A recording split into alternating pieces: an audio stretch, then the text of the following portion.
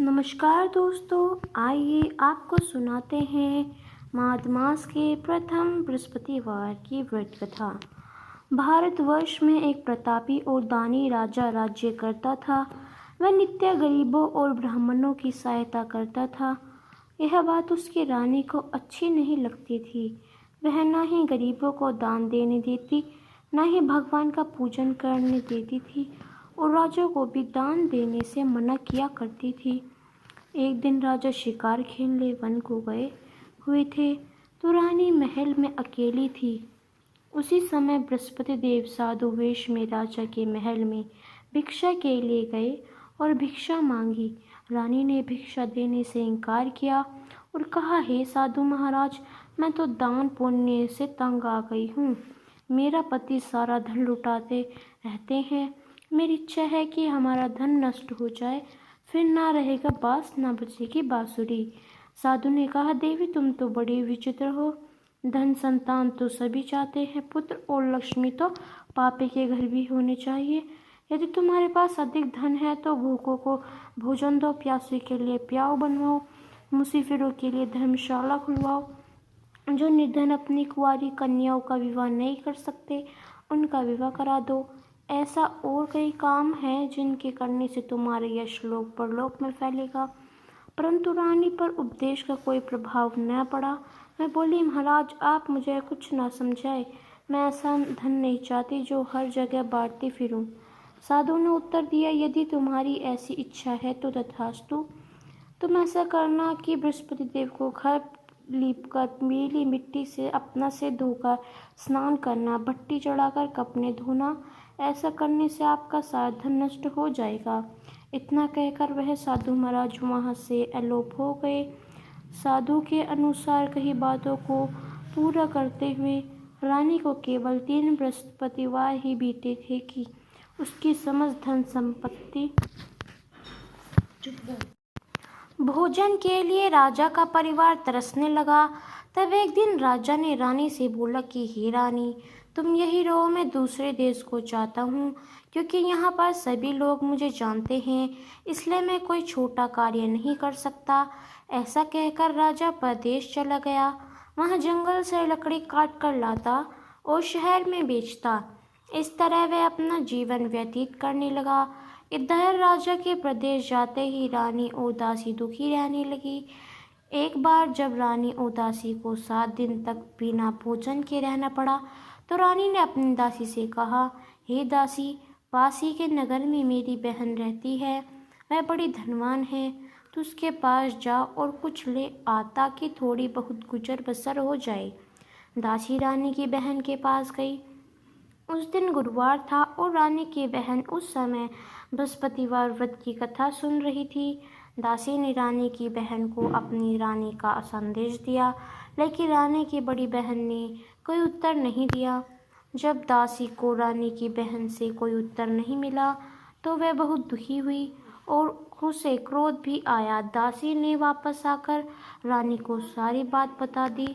सुनकर रानी को अपने भाग्य को कोसा।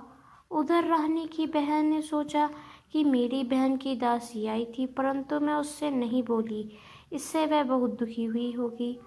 कथा सुनकर और पूजन समाप्त करके वह अपनी बहन के घर आई और कहने लगी, बहन, मैं बृहस्पतिवार का व्रत कर रही थी। तुम्हारी दासी मेरे घर आई थी, परंतु जब तक कथा होती है तब तक ना तो उठते हैं और ना ही बोलते हैं, इसलिए मैं नहीं बोली।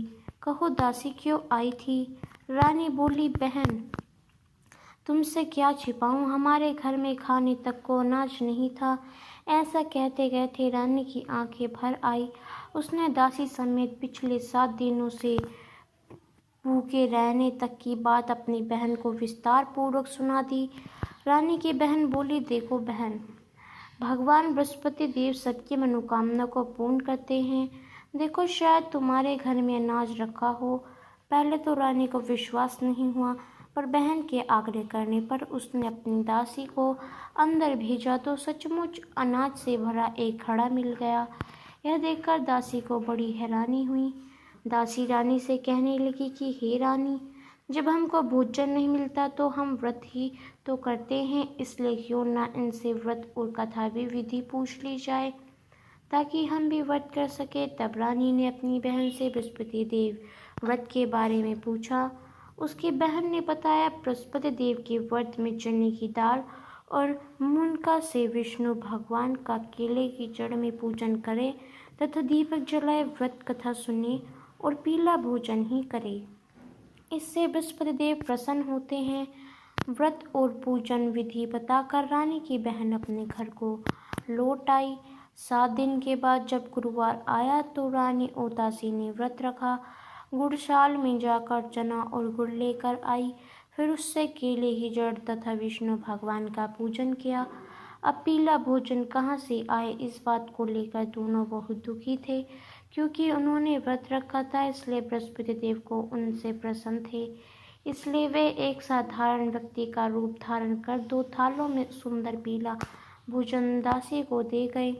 भोजन पाकर दासी बहुत ही प्रसन्न हुई और फिर रानी के साथ मिलकर भोजन ग्रहण किया। उसके बाद वे सभी गुरुवार को व्रत और पूजन करने लगी। बृहस्पति देव की कृपा से उनके पास फिर से धन संपत्ति आ गई, परंतु रानी ने फिर से पहले की तरह आलस्य करने लगी। तब दासी बोली, देखो रानी, तुम पहले भी इस प्रकार आलस्य करती थी, तुम्हें धन रखने में कष्ट होता था, इस कारण सभी धन नष्ट हो गया, और अब जब भगवान बृहस्पति की कृपा से धन मिला है तो तुम्हें फिर से आलस्य होता है। रानी को समझाते हुए दासी कहती है कि बड़ी मुसीबतों के बाद हमने यह धन पाया है, इसलिए हमें दान पुण्य करना चाहिए, भूखों मनुष्यों को खाना कराना चाहिए और धन को शुभ कार्यों में खर्च करना चाहिए, जिससे तुम्हारे कुल का यश बढ़ेगा, स्वर्ग की प्राप्ति होगी और पितृ प्रसन्न होंगे। दासी की बात मानकर रानी अपना धन शुभ कार्यों में खर्च करने लगी, जिससे पूरे नगर में उसका यश फैलने लगा।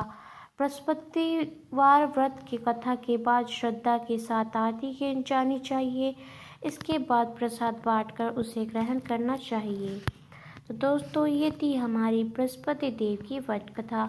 आपको कैसी लगी हमें कमेंट करके अवश्य ही बताइएगा।